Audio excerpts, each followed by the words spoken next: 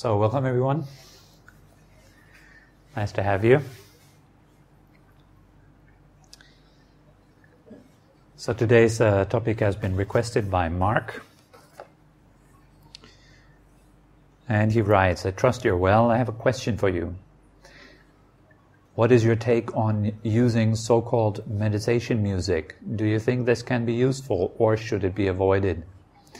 Maybe you could also cover mantras in the same audio teaching. The title could be The 3 M's, Meditation, Music and Mantras. All right. Makes it easy. We even have a title already. Okay. That's a good question, I think.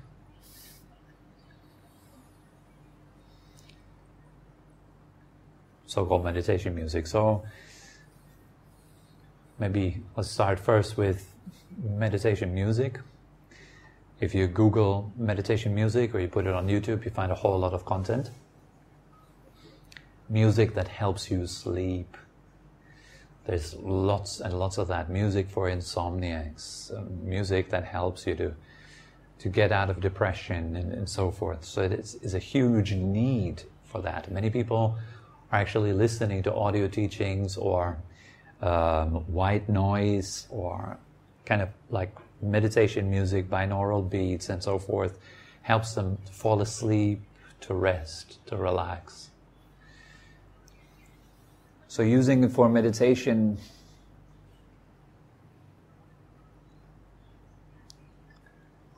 if you want to use music to get you to a certain place in meditation, to a certain level on your path, this is possible, but it should not be any music that is with a lot of changes. That it should be a very stable music. And it would probably be music that we would consider boring. It doesn't have any interesting features. It's just that, for example, like one tone, one kind of vibration. You can listen to that.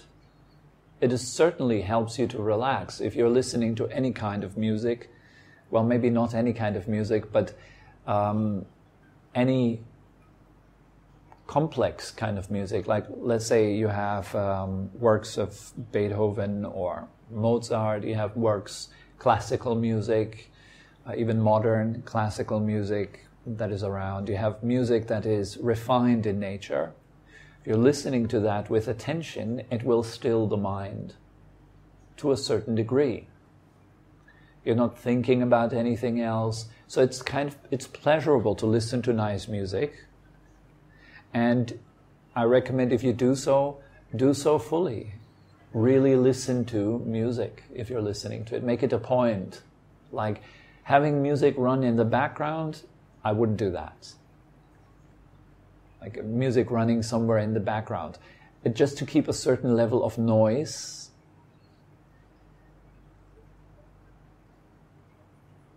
Well, even though I sometimes actually do that. Sometimes put on some jazz or something, and I listen to it in the background while I clean the room or something like that. But for meditation, it would have to be something that you're listening to intently. And you're really making the point to just listen to this music. And it will get you to a certain stage in the process. Not very far, but it will get you to a certain stage, particularly useful for beginners. Kind of to initially still the mind to a certain point. To get out of thinking about the past and the future. The music pulls you back into what is, kind of demands your attention. So it fulfills that point, right? It grabs your attention, it keeps you here in the present moment. That's why we like listening to music. It gets our head out of the cloud of past and future. It makes you present if you're really listening. The same is true for a dance or if you're making music. It gets you out of your usual type of thinking. It gets you into a creative mode.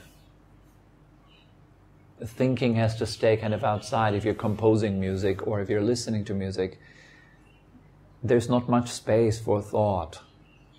That's why we would consider it relaxing.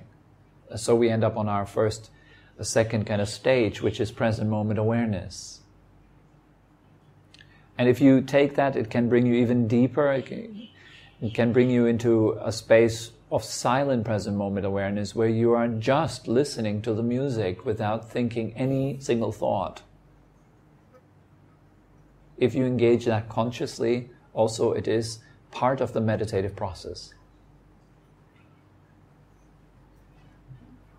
Then you come to the point where you would then focus on a single facet of sound, for example, or a single facet of breath.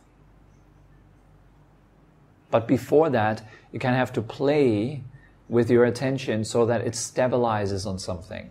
But if what you are listening to is not stable in nature, then also the mind that follows what you're listening to is also not stable. Does that make sense? If you're listening, for example, to death metal, and you're sitting down quietly, and you want to compose the mind, then it will have a certain effect on the mind. So it matters also what type of music you're listening to.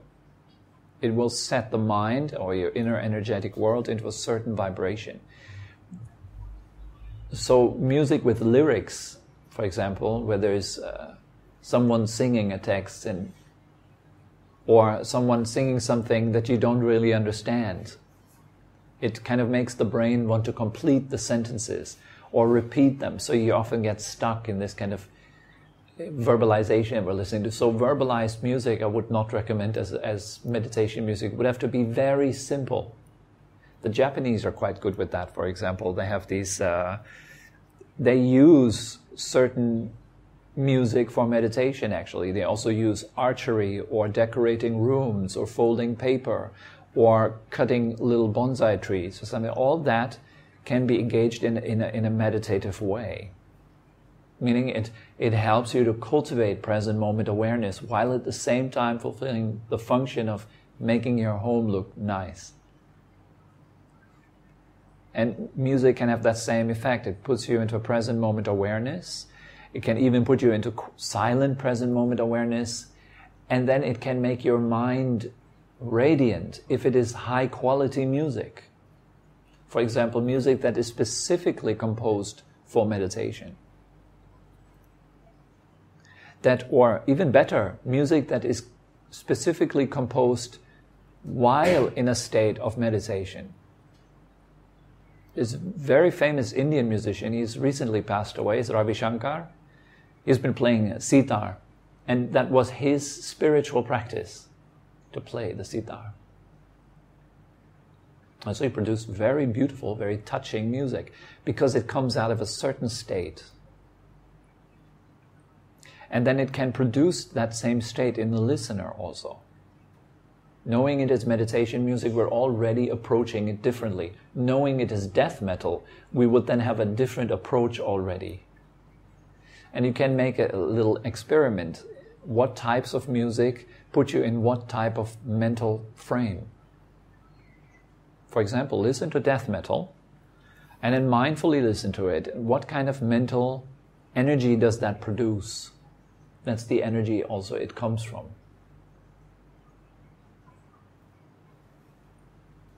A great deal of agitation. And then you have very quiet music, for example, the Japanese shakuhachi, the bamboo flute. And they use this bamboo flute music, which is very simple. It's just that one flute, and often they stretch out the tones for a long time, really playing with their breath. If you listen to a skilled player of the shakuhachi flute, it's very amazing. It kind of pulls you in immediately. You can listen to the way the tones are stretched, how there's every tone creating a sort of a balance and a harmony in the whole piece. It's very beautiful to listen to. It immediately puts you in a different state than, for example, death metal or hip-hop.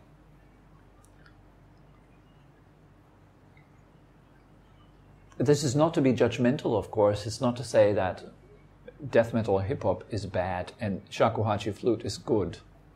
But in terms of if you're trying to access a meditative state, a wholesome, quiet and calm state of mind, then there's certain types of music that will not lead you to that state. Even if you really like hip-hop, even if you really like death metal, it will not lead to a quiet and peaceful state. It might lead to an excited state.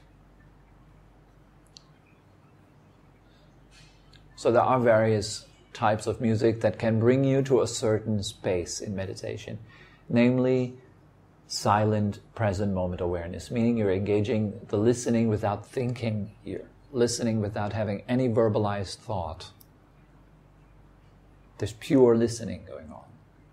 But if you want to transcend that stage, then you have to make your mind single-faceted. And if then the music is very complex, it becomes disturbing after a while. The more refined you are in your meditative process, the more you feel like what you're listening to is really pulling at your mind. And if it goes up and then down, and even if it was very peaceful for the first few minutes, if then it goes up and then down, and then there's a certain vibrato in there and all that kind of stuff, then it shakes the mind. And it becomes something that you want to turn off after a while. It becomes disruptive because it pulls your attention to the senses, to the hearing sense. So it doesn't allow the mind to withdraw from the senses. Kind of constantly pulls you back out. And the mind, once it's rested, it's comfortable, and it wants to come together within itself, but it can't because it's constantly needing to go back to the ear. It's almost like you want to fall asleep, but you can't, because as soon as you want to fall asleep, there's always somebody whispering in your ear, whispering something new each time.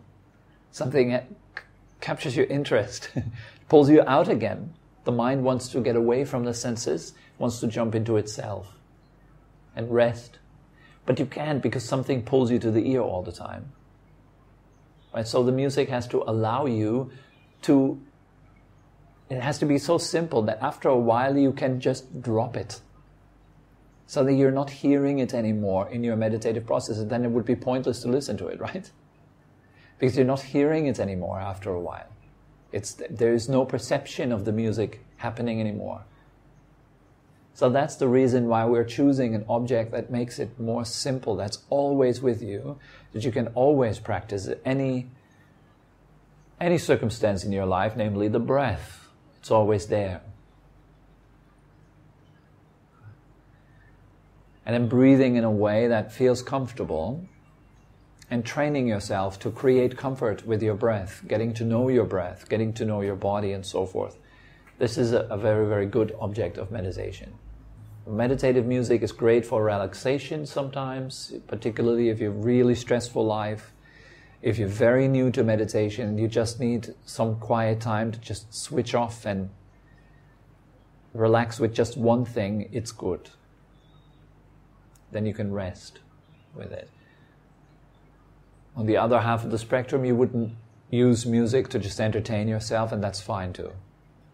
But for meditation, it's a different kind of story, isn't it? So I personally wouldn't use it for meditation, and I would not recommend it to use if you really want to cultivate deeper meditation. Because at some point you have to discard it anyways. Now, how about mantras? As we did the meditation session today, we used the mantra. The mantra is Butto, which means awake. So if you're using a mantra like this, then of course it doesn't really matter what kind of mantra you're using. You could go on the in-breath, Pi, on the out-breath, Za, pizza, pizza, pizza, if you breathe in and out. It doesn't matter, right? It is just one thought that you're holding on versus a whole lot of thoughts that want your attention. So we're reducing the mind to a single thought. We're keeping it busy.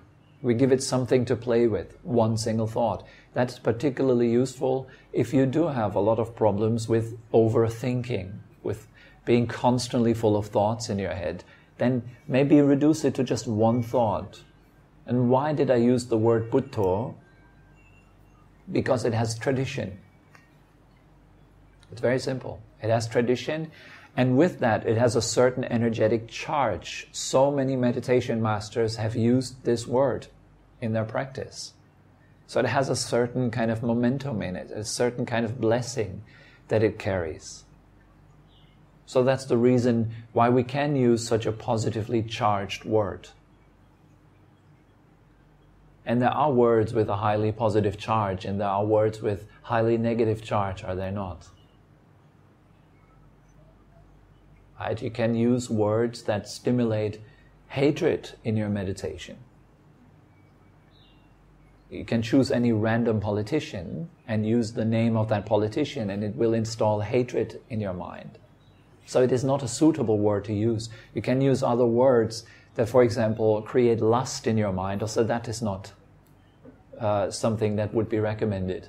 It should be a neutral kind of word, ideally a word that has already been used throughout the centuries by people who do practice meditation.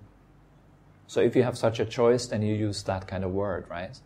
Buddho is a nice word. It means awake, as I said before. So it has this quality of awareness to it. It points to that. So use it. You can use Buddho, for example. There are also more complex mantras. There are mantras that are used for magic incantations. So there's obviously also that aspect of mantra. If you're using mantra for incantations, to call spirits, or to use in magical rituals, that's a different kind of story. That again then depends on your intention, the outcome of such practices, right? So you can use magic with a wholesome, a positive intention, and turns into so-called white magic, and it will lead to benefit both for the one who casts spells or mantras, and for the receiver as well. A very simple example of that would be cultivating a certain positive thought that is aiming at a certain goal that you want to achieve. That is a form of magic. You're supporting a creative process. You're bundling your energy to attain something in how can you say, in the material life, right? So you can use a certain mindset or a certain kind of feeling, an emotion that carries you there all the way. That is very basic level of applied magic. And of course that is dependent also on your power of mind. If your mind is able to be very still and very strong, then that has very strong results. Then you can really focus your mind, you can really achieve a whole lot of stuff with your mind. The reason why we are quite unsuccessful in our lives, why we have a hard time cultivating successful things, why it's always a big deal, is because our minds are totally, forgive my language, useless in a state where they're untrained. They're just a bunch of confusion, is it? It's just a lot of random thoughts. You can look at your mind to find that verified, right? And just observing your mind throughout the day, seeing what does it go through all the time. It's just random stuff. Stuff that you pick up online, stuff that you hear from your friends, your upbringing, your parenting, your education, your culture. It's all playing round and round. And that renders us inefficient, literally.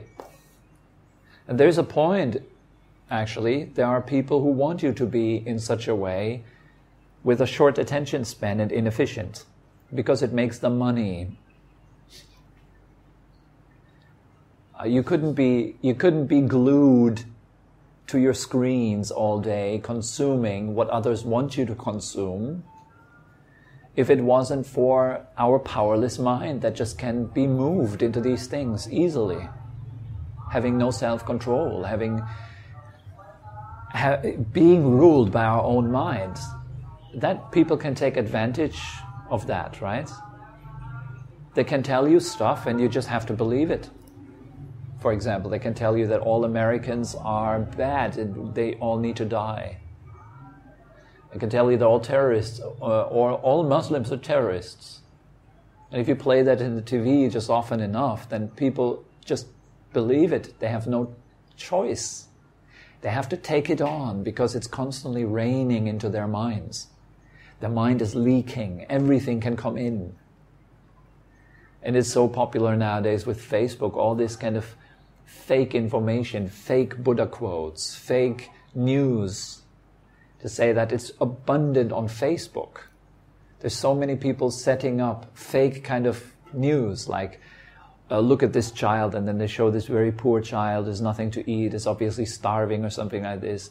Like someone has rescued that child. And that whole story that is written about is not true.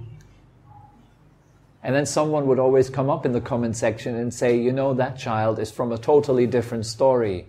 And then gives the link to the original story where that photo was taken from. You all know that kind of stuff. But nowadays, every bullshit can be reposted millions of times.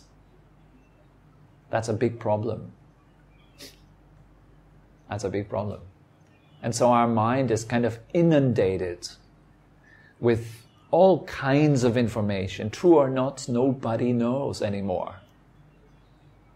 And also that is of benefit to a few people. Having the majority completely ignorant about facts that are going on. That's a big mess, a big confusion, isn't it? And we are supporting that willfully, or not willfully, because we don't have any choice really. It's kind of it's the only thing we know. We don't know how to think out of the box, because we grew up in the box. That's all we know. You know the allegory of a cave, right? So I think it was Plato, wasn't it? Plato's allegory of a cave. This is all we know, the shadows on the wall. We don't know anything else. And so it's quite an effort to get out of this slowly, right? So anyways, I just got sidetracked a little bit. Mantras can be used for positive, it can be used for negative. A bundled, powerful mind can be used for positive and can be used for the negative. It can be used for harm or harmlessness. Kindness, for example. Right? That's another use. I don't know much about that at all. I have no clue about magic. I have no clue about mantras. Even though I've been studying Tibetan Buddhist tradition for about 7 years, I still have absolutely no idea what really a mantra means and how to use it properly and so forth. We have used a lot of mantra. It was always said to be very beneficial. If you recite this mantra, it purifies negativity from the past and so forth. I don't know. I just believed it in that time when I was in the monastery for those 7 years, because it was just like everyone believed it. And I do think that this has a certain benefit, right? If you do something and you believe it will cure you, it will help you, then it does. It's called placebo effect. Pretty much everything works like this. You believe in something and you make it work. For example, you believe that you're healing. You feel that you're healing. Chances are that processes start to work in your body and in your mind that support what you are feeling, what you are thinking and so forth. So it's good use of mantra, isn't it? You can, even in a more easy way, just your inner self-talk. Isn't it like mantra? We're constantly talking to ourselves in very different ways. How do we talk to ourselves? What's the self-talk like? In what way do you kind of chant or... in what way do you chant and pray in your mind? What's going on the level of word in your thoughts? If you become mindfully aware of that, then you have a chance to improve that. Make it work for you, not against you. Most people have a type of self-talk that is doing nothing but keeping them small and keeping them totally inefficient. They can't achieve anything in life because of the voice in their head. It keeps them down. You can never do this. You're too stupid to do that. See, you're distracted again. You'll never learn how to meditate.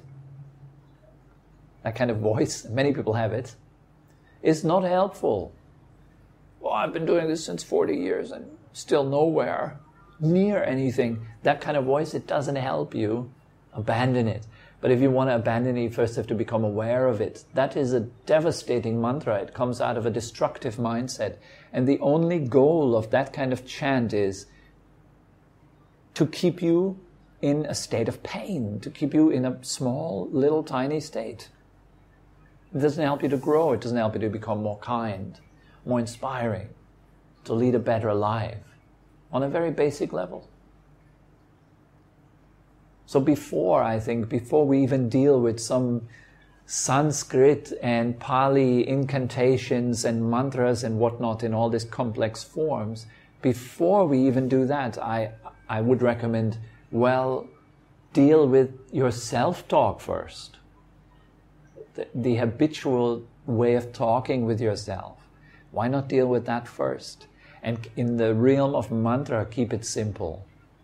Just allow the mind to stick with just one thought. If you don't like to use the Pali word Bhutto, you can use the English word awake, or peace, or happy, breathing in, breathing out, P. You can see what kind of impact different words have. And play with it. Explore it. See what works, what makes you comfortable. Do that. What makes the mind come together and calm. Do that. So that's about mantras, right? Meditation, music, and mantras. So there's many things in our world that help. It is not a black and white thing. Practice is not a black and white thing. Or you should only do this. Only kindness, that's the path. Only focus, only concentration, that's the way to go. No, it's not. Or you should never use meditation music. It's not the way to go. No, you can't say that. Play with it, discover it, see for yourself. What does it do with your mind? Does it help you to feel a bit more positive and uplifted? Go for it. If you come home from work, you live in a city, and all you hear ever are cars and sirens and people shouting and screaming, your neighbors, maybe you can hear them through the wall, and say, put on some meditation music. And gone are the neighbors, the sirens, the city noise. Feel a little bit better. Do that. Right? It would be a mistake to tell such a person that is already plagued by the noise of living in a city to just face the noise. You can do that at times. There's times for that too. Face the noise. Can you maintain your peace on the inside? There's so many ways of practicing. And so we have to develop a skill. We have to be adaptive? We have to be able to adapt to our environment, and we have to be able to adapt to our present inner state. How is that like? Are you out of breath? Did you just do some training? What does it do to your mind when you're out of breath? How could you make it a bit more comfortable? What do you need to do in that state? Do you have a headache? What do you do in that state? Maybe meditation music would help you in that state, acting like a medicine or something. You know, you have to be very creative, flexible, constantly adapt, go with the various changes that life presents you, with the aim of calming and purifying the mind, empowering the mind. What is it that we need to do? There's general things like don't lie, don't create trouble, don't harm other beings as good as you can. And that includes yourself also. Be kind, help, go out there, train your body, eat well, sleep well. This is common sense stuff, isn't it? It's all part of the practice. And also that requires you to adapt. And in order to be able to adapt, you have to learn to feel yourself in this present moment. So mindfulness is very crucial there. And we have to notice, how do you feel right now in your body? How do you feel from the inside? Now, become aware of your breath. Is there anything that you can do with your breathing or your posture right now, or your thoughts, that would help you to feel more relaxed? See, it starts very simply like that. What is it that you can do right now to improve the situation right now within you? Making the mind a more comfortable space to be in. And that then finally will translate into a more successful, efficient, beautiful, comfortable, inspiring life. It'll help other people around you because you're able to help yourself. You're able to coach yourself. You're able to carry yourself when you're down. You're able to pick yourself up.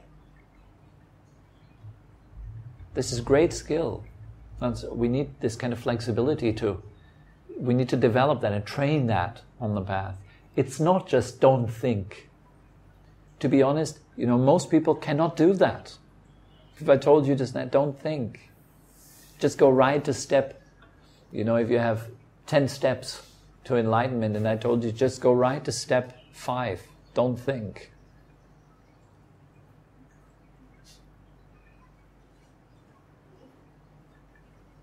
How?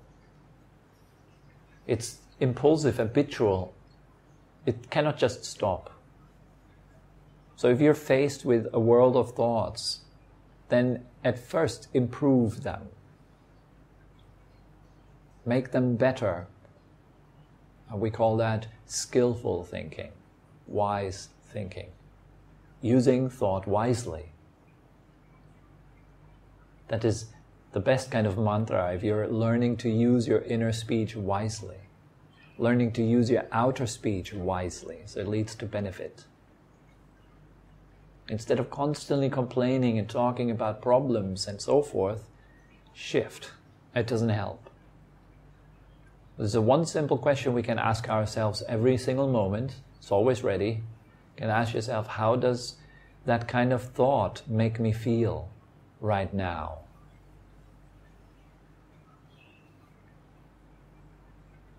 How does thinking in that way make me feel right now? If you're feeling miserable, that's precisely the cause of your future. So why not shift? Why not change that? Optimize it. Train it. Make your mind work for you. Or, in other words, make friends with your mind. It's not your enemy. It's a fantastic servant. Not a slave. Not an enemy. Or a great friend, you can say even. Better than servant. Great friend. If it is well trained.